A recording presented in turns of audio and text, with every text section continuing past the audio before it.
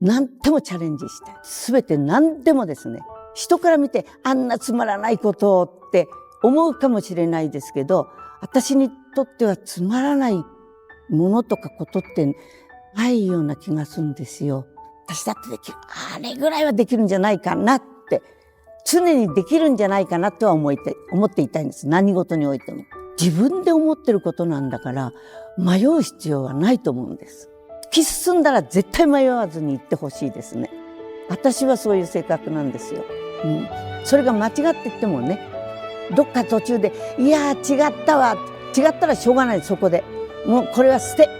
ここで捨て。次に新しいもの入れようっていう。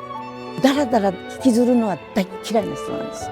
ダメでももともとじゃないですか。ダメと思ったら捨てて新しい何かを取り入れるのがいいと思うんですよ。そういう考えですね。